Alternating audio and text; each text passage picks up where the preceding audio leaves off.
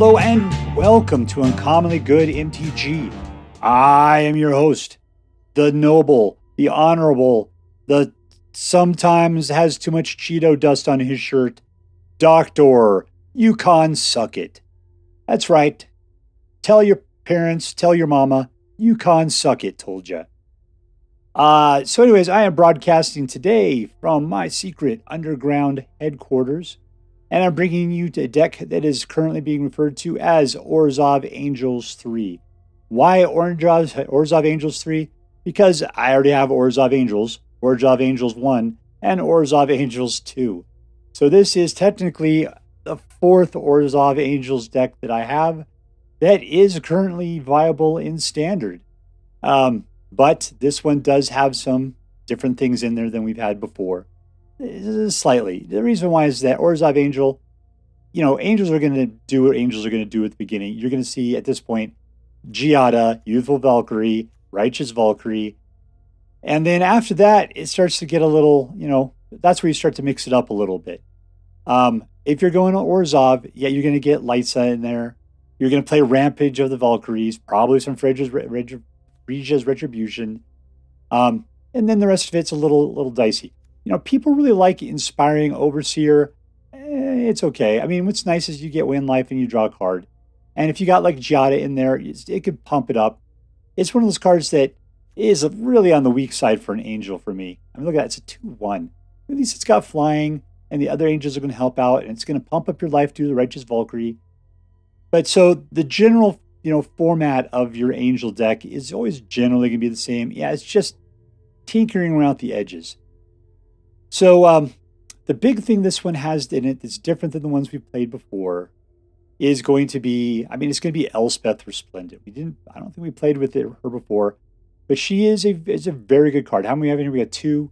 And then you could put +1 counter on, any Angel you got there, as well as then you also give it First Strike, Lifelink, or Vigilance. You don't bother with flying. They already all got flying, so that's great. If you're getting kind of desperate for something, do the -3, where you get to look at the top 7 cards of your library, find a permanent with a mana value of 3 or less, and put it into the battlefield with a shield token on it. And what's great about 3 or less, that is going to be Righteous Valkyrie, Inspiring Overseer, Giada, or Youthful Valkyrie. So, there you go. You got lots of good stuff there. And you put a shield. I'd love to have a shield counter on a Righteous Valkyrie. That'd be fantastic. In fact, if I wasn't so concerned about wanting to have, control against other people's stuff, I would probably put in that white shield in instant or sorcery that they have out there, just so you can keep something like the Righteous Valkyrie on the alive side. Even Giada would be. Giada would totally use a shield and be really good.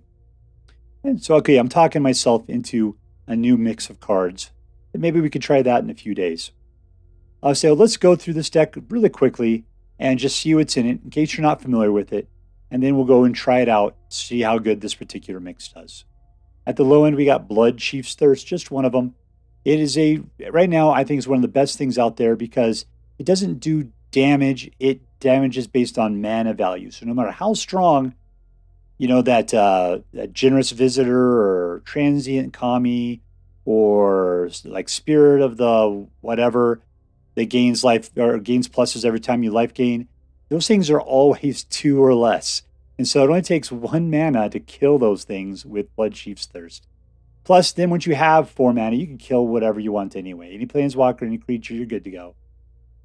We got Giada, Font of Hope. So she is a 2/2 for 2. She's got flying and vigilance. Just by that alone, she's a fantastic card, right? But then it says each other Angel you control enters the battlefield with additional +1/+1 counter on it for each Angel you already control. If you have her out, you put another Angel, that one gets +1. And then if you put out another Angel after that, that one gets 2 +1s. And you can tap her for white mana, which you can spend only to cast an Angel spell, but you've got 60% Angel spells in here. So yeah, she is incredibly, incredibly useful. The hard part is keeping her alive. That's what I was talking about. She would be great to throw a shield onto. So yeah, bringing her back from Elspeth, that would be fantastic. Youthful Valkyrie costs you the same amount as Giada. It's a 1/3. It's got flying, but whenever you put out another Angel, then it gets a +1/+1 counter. So you get a Giada out, you put out Youthful Valkyrie, this becomes a 2/4. You put out another one, then this one becomes what, like a 4/3, but then this one becomes a 3/5. So, I mean, between all these small guys here, if you can keep them on the battlefield, they will start to grow quickly. And it is hard for people to keep up with growing, flying creatures coming at them every turn. We got Vanishing Verse. You know, Vanishing Verse was fantastic up to Streets of New Capenna. Just because New Capenna's got a bunch of multicolor out there, and this card, it doesn't do so good against multicolor. So, you know, it's in here. I love it. I love it. But, you know, there are times that you're going to be completely hamstrung by what you can do because this thing is limited to multicolored permanents, right? We got the Inspiring Overseer, which is for 3, a 2/1 with flyer. That is weak, right? But when it enters, you do gain a life and you do draw a card. Both those things are fantastic. And at least you get an angel out of the deal who does have some flying. And hopefully you got other things out there like Righteous Valkyrie or Giada. They're going to help either to pump it up or to pump you up based upon it coming out. And I mean, you only get 1 life because of it. This is based on toughness, but, you know, stuff, right? Anyways, after that, he's the one angel you do not, or she's the one angel you do not care about. Just a big old chump, in my opinion. We got Righteous Valkyrie. So Righteous Valkyrie is the beating heart of your life gain. You get it out there, and every time an angel or a cleric comes in, you gain life equal to that creature's toughness. Once you have 27 life, then all your creatures get +2/+2, which is just going to make everything insane at that point, right? We got 2 Legion Angels here. We got 2 Legion Angels on the sideboard because we can only have 4 going on there, right? But it says that whenever Legion Angel enters the battlefield, you reveal a card named Legion Angel from outside the game and then put it into your hand. So anytime you get one of them, you can go get another, and then when you play that one, you go get another. And then we do have a second one rolling around your deck, which should hopefully help you get at least 3 out per game, right? And they are 4/3 flying dudes. So the consistency of having 4/3 flyers is really good, even though it does cost you 4 mana to get that going on, right? But with Giada, you know, you'd be able to put it out on turn 3 and start that stream at that point if you needed to. We got Vengeful Reaper, which is a 2/3 for 4, which you're like, yeah, really? But it does have Foretell, which means you could pay 2 and then pay another 2 to get it out on turn 3 potentially, right? Yeah, I don't know how Foretell works with Giada. Whether, yeah, I bet you could. You could probably use Giada. Yeah, still you'd be getting it out on turn 3. Zerless, you could probably get it out, right? But it has Flying, Death Touch, and Haste. So, to me, that it's great having anything with Death Touch in here permanently because you can use it as a blocker that will take out big dudes. And with Flying, they're not really going to be able to get past you, right? Plus, if, you know, regardless, you can just come out with that haste, probably get pumped up by Giada or something, and just go for it. We got Hagra Mauling. So Hagra Mauling is pretty much just a slow tapped black land, but you don't need it for that. You can pay 4 mana to destroy target creature. So it costs 1 less if your opponent controls no basic lands. That is pretty few and far in between. But it's always either 3 mana or 4 mana, whatever. Use it as a black mana. You know, it's a good, flexible card. We got Firja's Retribution. So for, what is this, 4 mana, you put this out, and you get yourself a 4/4 white angel token with vigilance and flying. Fantastic. It's worth it right there, right? That's fantastic. But then on your next turn, all your angels gain tap to destroy target creature with power less than this creature's power. So hopefully you've pumped it a little bit, but if not, still, you can attack with her flying, and then afterwards tap her and anything else that is currently untapped. But she's got vigilance, so she won't tap when she attacks, right? To destroy any creature with a power of 3 or less. If it's pumped, then, you know, less than whatever its power is. Now, you can wipe out a lot of things on this particular turn. On the 3rd turn after that, you got all of your angels have double strike till in turn. Man, if you can hold some angels out, keep them about, that is a huge hit. Huge. That usually finishes off the game. In my opinion, usually in my experience, they usually wipe you out and you have nothing at the time you get to there. So don't be counting on too much. We have 0 protection. There are some other white cards I've seen that you can sacrifice to keep all your other creatures alive. They are good in angel decks because that way when they try to wipe the board, you can sacrifice that one creature and keep all the rest of them open and available. That's one thing I like about the blue version or the Esper versions of the angel deck is you can put out the blue-white angel that does the same thing. Sacrifice it to keep all your other dudes around, right? But this is ORZHOV, no blue here, so suck it. We got Elspeth Resplendent, costs you 5, and she's got 5 for loyalty. You +1 it to put a token, a +1/+1 counter on any creature that you control, and you also give it a token which does flying for strike, lifelink, or vigilance.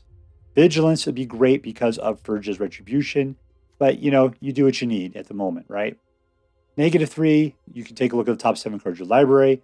You take some permanent with mana value 3 or less, put it into the battlefield with a shield counter on it, and then put the rest on the bottom of your library in your random order. If you can manage to make it up to 7, you can create 5 3/3 white angel tokens with flying. That would be devastating. I don't think I've ever seen that happen before, but it would be fantastic, right? We've got Rampage of the Valkyries. Cost you 5 to put out.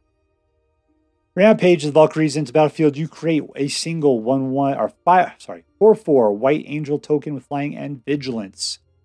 And whenever an angel you control dies, each other player sacrifices a creature. This is one of my favorite ORZHOV Angel cards. Love that.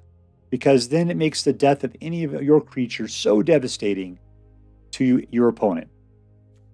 You got Liesa, the Forgotten Archangel. She is 5. Let me count that again. Yep, 5 for 4/5, flying and lifelink. So just right there, she is fantastic, right? It says whenever a non-token creature you control dies, return that card to its owner's hand at the beginning of the next end step. If a creature an opponent controls die, you exile instead. So their stuff does not go to the graveyard. It just dies. It goes away permanently. And you can replay your cards again. So your angels die, especially if you had out Rampage of the Valkyries. Their stuff dies. It goes, it exiles, and then your card comes back to your hand, in which case you can play it again and start the cycle over and over again. Emeria's Call is a potentially fast white land if you're willing to pay 3 life for it. Otherwise, it comes out tapped. If you don't need it, you can pay 7 to put out 2 for white angel warriors with flying. So that's great. Now the problem is that the second part says non-angel creatures you control gain indestructible till the end of the next turn. We do not have any non-angel creatures in this deck, so that doesn't really matter. So really this thing's just putting out 2 4/4 white angel tokens. But the big thing is that we do need a little bit of extra mana help in here just in case. The amount we're popping right now is 22. So we're picking up 24 from that and 26 total with the Hagra Mauling. So this basically takes your lands, makes them a little bit slower potentially, but gives you the ability to utilize them in a different way in case you already have too much land. In the land category, we have Eiganjo, Sea of the Empire, which can do 4 damage to target attacking or blocking creature instead of being used as a land. We got one of those. We also have Takenuma, the Abandoned Mire, which you can pay 4, at which point you mill 3 cards and return a creature or planeswalker from your graveyard to your hand. So it allows you to do a little bit of graveyard recursion if you have the mana for that kind of stuff. But any of these creatures coming back will probably be really awesome, so you may want to try to hold on to this as long as you can, so that way you do have the ability to bring your creatures back from the graveyard. We got 2 Eye Tyrants, so we got some man lands just in case things get desperate. Maybe your board's been wiped, and these guys are going to be your plan B, right? We got regular plains, 6 of them.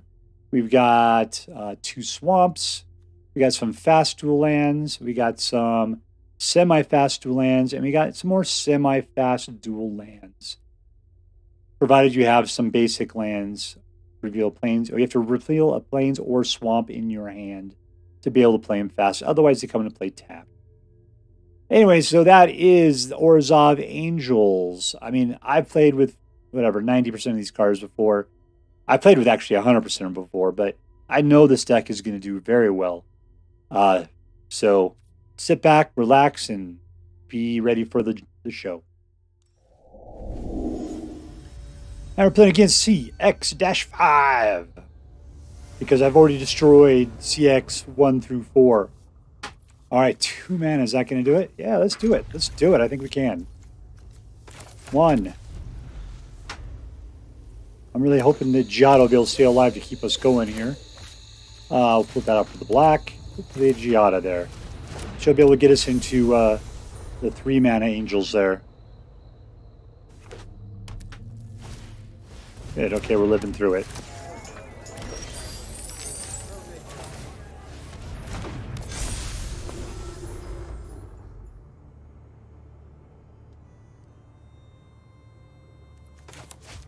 All right, well, we're sucking it on mana. And we still win. Congratulations to us. Congratulations. And we're playing against... What's this? Javgar 44.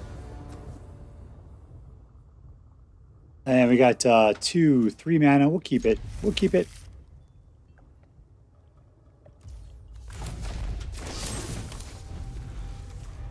Boy, this is a weird looking angel hand, isn't it?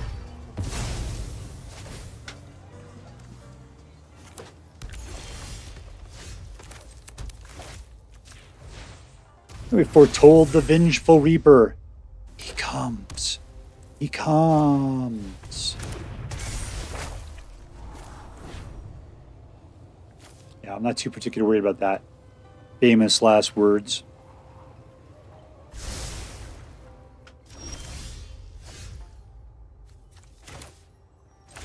All right, 3 mana comes in a hasty Vengeful Reaper. All attack.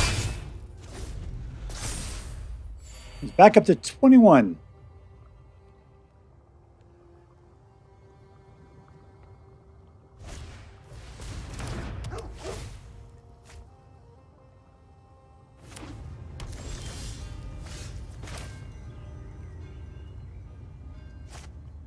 And it looks, I keep thinking we're going to need more white is what we're going to need. Let's put out Freya's Retribution. All attack.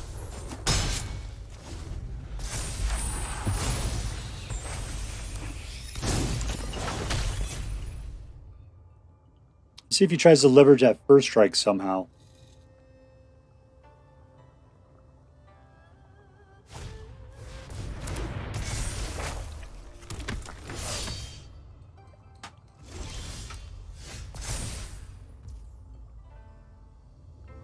Let's see, what shall we do? Let's first off start with... Yeah, we'll just do this.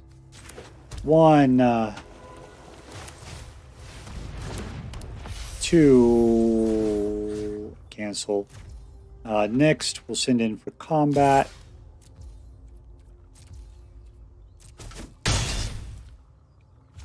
But then we'll go about with destroy and destroy.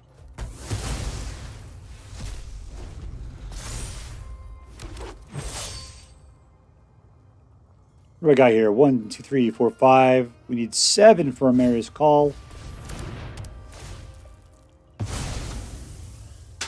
Well, I'll never see her back again. And we win. Victory!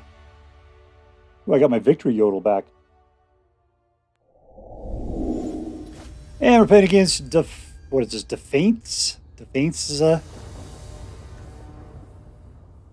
Defiantz. Oh, Defiantz. There we go. That's how I picked it out. 2 mana. Okay, there's number 3. I'm willing to live with that then. Keep it.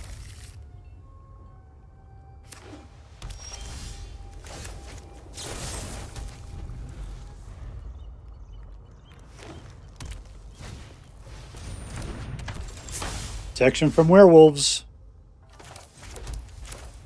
Alright, so hopefully this is not a whole lot of direct damage kind of stuff. They could always, no, they don't have the you could say they can fight. That's not cool.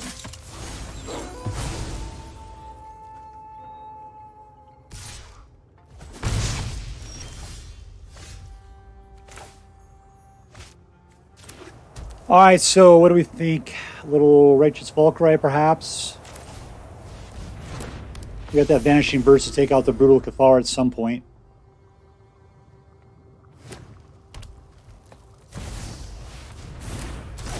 Oh, that's full-on hexproof right there.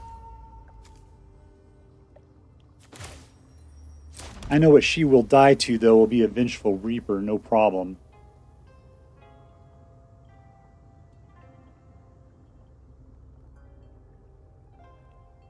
All right, I'm going to take back Giada.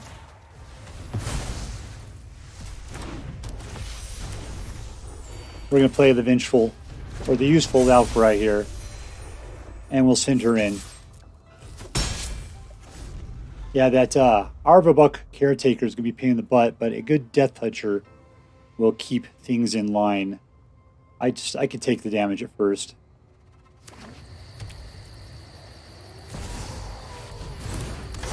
Two of them.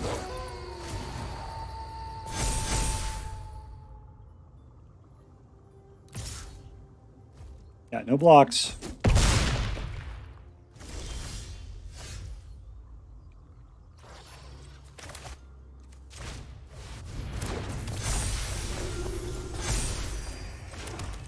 All right, ladies, have a good time. Oh, not you, Pasty. Oh, no. Well, I guess we're still doing pretty awesome, aren't we? I meant to keep the Vengeful Reaper back. Still, I got tons of life. So unless he could do, like, double damage or something, I don't think... Ujada can always do a block if we need to. Yeah, it's not going to stop me. I'm sorry.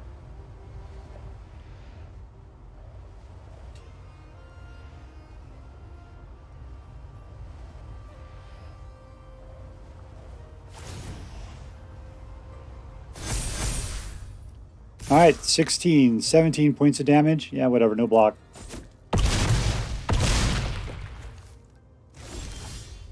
And we win! Victory! And we're playing against UnleashtheBeebo. Oh, Beebo, I remember a Beebo. It was dumb. 1, 2, and 3. Let's keep it. Boy, that Hagra Mauling is really coming handy.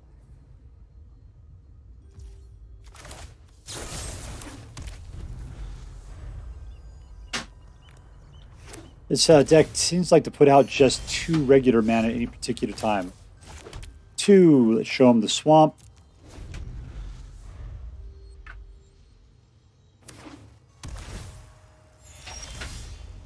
There we go. Righteous Valkyrie.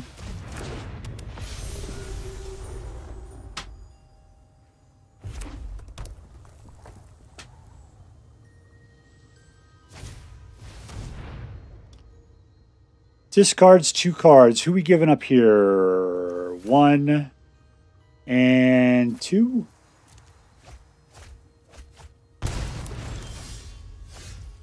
All right, there we go. We'll send in the Legion Angel. Go get another. And attack for 2. Bringing it back to 20.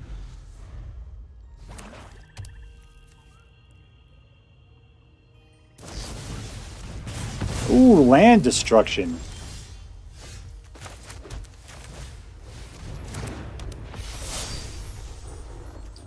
Bring in Legion Angel number 3, going in for 6.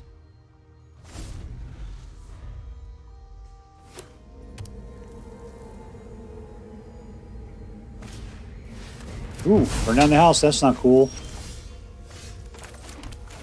Unfortunately, that's the last Legion Angel we got in the sideboard. We can pick up one more out of the library, but that's going to take us some time.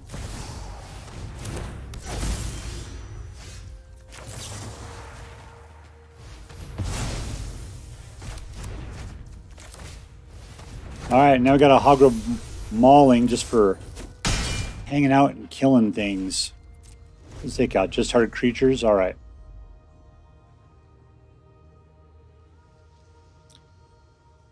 Another board wipe would be really boring.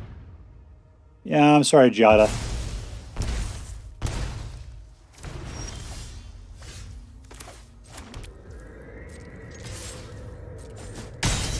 All right, come on. We're just hanging on by a thread at this point. That doesn't seem to really want to field any creatures, though.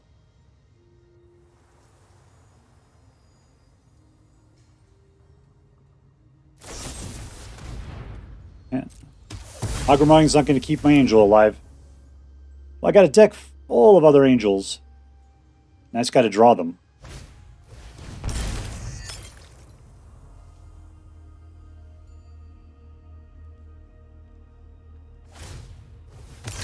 Come on, no comebacks here. That's not going to do me anything.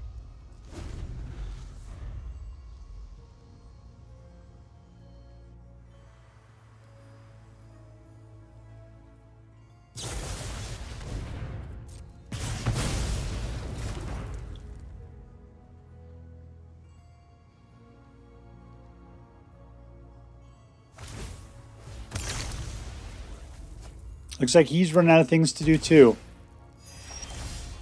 That is just getting ridiculous. Come on. You can do it, ORZHOV deck.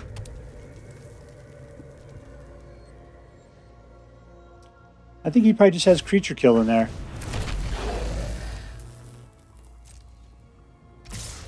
I can kill one of them. Right now, what does it really matter? Eh.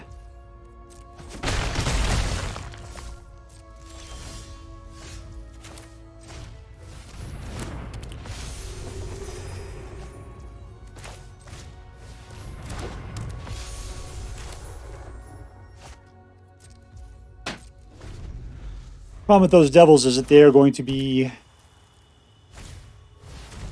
spinky.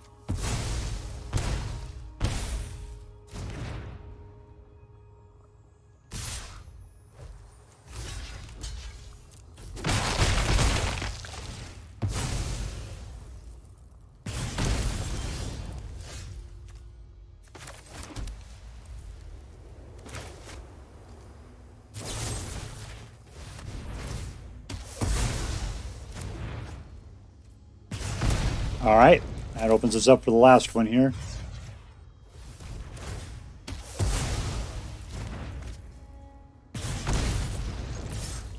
All right, 9 more turns to go.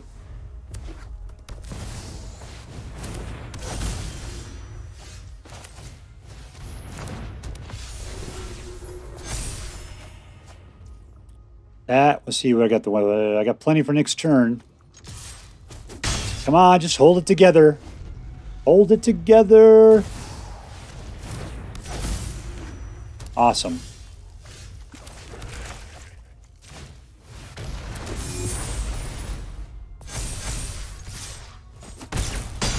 Okay, just one more turn. Don't draw anything good. Nothing good. Nothing good. All right, good game, my friend. Good game. Woo, that one was a little close to comfort. Victory! All right, so here we are with ORZHOV Angels 3. And, you know, it's been a while, but this deck is still so good. You know, with the Streets of New Capenna, the Angels have really ramped up. I think I said this before the set came out, that I love the Angel decks.